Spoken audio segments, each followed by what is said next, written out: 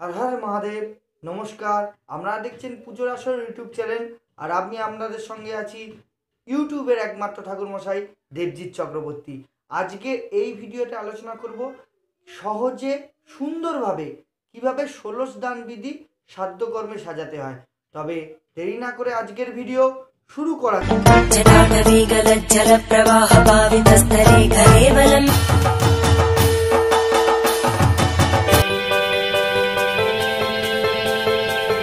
সাধ্য কথার অর্থ হলো শ্রদ্ধাপূর্বক দান, মানে আপনি পিতামাতার উদ্দেশ্যে সাধ্য বাসরে শ্রদ্ধা করে কিছু তাদের উদ্দেশ্যে দান করছেন ব্রাহ্মণকে, এটাকেই বলে সাধ্য। এবার দান করার অনেক কটা পদ্ধতি রয়েছে, যেমন আদ্য সদ্য অর্থাৎ 6 দান, তারপরে হলো 16 দান অর্থাৎ 16টা জিনিস দান করতে হবে।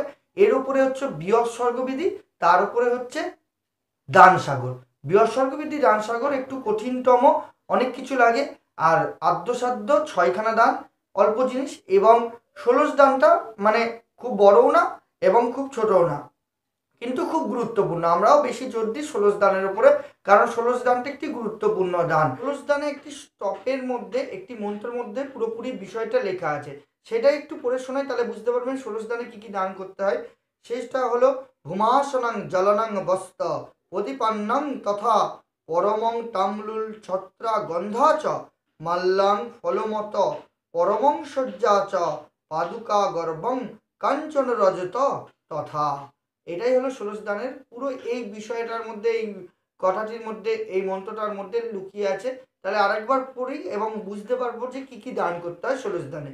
প্রথমেই বলছে ভূমাসনাং অর্থাৎ ভূমি এবং আসন, তারপর জলনাং বস্তাং অর্থাৎ জল এবং বস্ত্র, প্রদীপান্নাং মানে প্রদীপ এবং অন্ন, তত পরমং তাম্রুলং মানে পান মানে তাম্রুল, ছত্রাং মানে ছত্রা ছাতা, গন্ধা চ ছাতা এবং গন্ধা মানে গন্ধদ্রব্য সাজার জিনিস, মাল্লাং ফলমং ফলমত মানে মাল্লা মালা এবং ফলমত মানে ফল, শয্যা চ পাদুকা মানে শয্যা যেখানে মানুষ শোয় সে শয্যা, এবং পাদুকা চ মানে পাদুকা চটি বলতে পারেন, যাই বলুন। তারপর কাঞ্চন রজত তথা, কাঞ্চন মানে সোনা এবং রজত কথার অর্থ হলো রূপ এবং গোমূল্য। এই কটা জিনিস পুরোপুরি 16 দানে দান করতে হয়। এবার আপনাদেরকে বলবো যে 16 দান কিভাবে দান করবেন। কুরুক্ষেত্র গয়া গঙ্গা প্রভাত পুষ্করানি চ তীর্থানি পূর্ণানি দানকালে ভবন্তু না। দান করাই শেষ। 16 দানে যে আমরা দান করব, এটার কথা অর্থ হলো যে আপনার বাড়িতে একটা লোক অতিথি এসছেন, তাকে আমরা কিভাবে আপ্যায়ন করবেন, সেটাই হলো 16 দানে মানে। তাহলে প্রথমে তাদেরকে বসতে দিলেন, ভূমি দিলেন, আসন দিলেন, জল দিলেন, এইভাবে পরপর জিনিসটা যাবে। তাহলে প্রথমে কেউ আসলে আমরা কি তাকে জায়গা দিই। তাহলে 16 দানে প্রথমেই হলো ভূমি। ভূমি কথার অর্থ হলো জায়গা জমি। আগেকার দিনে মানুষের অনেক জায়গা জমি ছিল, তারা কিছুটা জায়গা জমি পিতা মাতার উদ্দেশ্যে সাধ্যবাসরে দান করতো, কিন্তু এখন তো সেটা সম্ভব নয়। তাহলে তার উদ্দেশ্যে কি করতে হবে, ভূমি মূল্য। ভূমি মূল্য কিভাবে সাজাবেন, একটা রেকাবি নেবেন, তার উপরে একটা গামলা নেবেন, পেতলের গামলা, তার উপরে ধান পরিপূর্ণ করবেন, 1 কেজি 250 ধানই দিতে পারেন। তারপরে একটা কলার পাতা ছোট, তার উপরে একটু গঙ্গা মৃত্তিকা রেখে দেবেন এবং কিছু ভূমি মূল্য রাখবেন। এইভাবেই আপনার ভূমি দানের সমান তুল্য দান হবে। এগুলো দান করলে ভূমি দান হয়। তাহলে প্রথম দান গেল ভূমি। আসন, আসন কিভাবে দেবেন, একটা জলচকির উপর একটা আসন পেতে দেবেন, সেটাই হলো আসল দান। আসন দান হয়ে গেল, পরে সাজাবেন।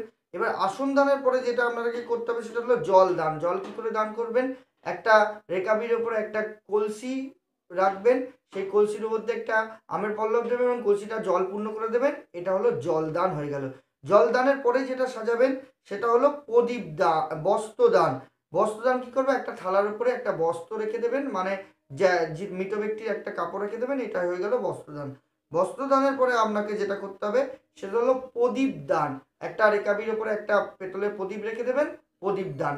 প্রদীপ দানের পরে আমাদের যেটা করতে হবে সেটা হলো অন্ন, এবার খেতে দিতে হবে। তাই একটা থালার মধ্যে গ্লাস বাটি দেবেন এবং আতপ চাল এবং বাটির মধ্যে বাতাসা দেবেন এবং 5টা ফল দেবেন, এইভাবে অন্ন সাজিয়ে দেবেন এবং তারপরে একটা বস্ত্র দিয়ে দেবেন। ঠিক আছে, তাহলে অন্নদানটা হলো। অন্নদানের পরে তাম্রুল, তাম্রুল কথার অর্থ হলো পান। আচ্ছা, তাহলে পানটা কি করবেন, একটা রেকাবির উপরে পানের ডাবর রাখবেন এবং ভেতরে কিছু পান দিয়ে দেবেন, এটা হলো তাম্রুল দান। তাম্রুল দানের পরে আপনাদের যেটা করতে হবে সেটা হলো ছত্র দান। ছত্র কথা অর্থ হলো ছাতা। ছত্রদান কিভাবে করবেন, একটা রেকাবির মধ্যে দান করার জন্য রেকাবি রাখতে হবে, রেকাবির ওপরে একটা ছাতা রেখে দেবেন, ছত্রদান হয়ে গেল। থালার মধ্যে গন্ধ জিনিস অর্থাৎ অগরু, গোলাপ জল, সাবান, শ্যাম্পু, রামাবলী এই সমস্ত রেখে দেবেন, আয়না, চিরুনি, এটাই হলো গন্ধদান। তাহলে গন্ধদান করা হয়ে গেল। গন্ধদানের পরে আমাদের যেটা করতে হবে সেটা হলো মালা দান, অর্থাৎ একটা থালার মধ্যে রজনীগন্ধার গন্ধমালা রেখে দেবেন, গন্ধদান হয়ে যাবে। তারপর করতে হবে ফলদান, অর্থাৎ একটা থালার মধ্যে 5টা ফল রাখবেন, অবশ্যই তার মধ্যে যেন নারকোল থাকে, নারকোল প্রধান ফল। তাহলে ফল দান হয়ে গেল। ফলের পরে আমাদের যেটা দান করতে হয় সেটা হলো সজ্জা। সজ্জা কথা অর্থ হলো বিছনা, মাদুর, এই সমস্ত একটা 16 দানের অবশ্যই খাট এবং তারপরে লেপ তোষক দিয়ে সাজিয়ে নেবেন। বালিশ রাখবেন, কোল বালিশ রাখবেন। তারপরে সজ্জার জন্য যে আমরা মশারি ব্যবহার করি, মশারি এবং যা যা সংসারের সজ্জায় লাগে, এবং লাঠিও দিয়ে দেবেন। এইভাবে পুরো সজ্জাটা সাজাবেন।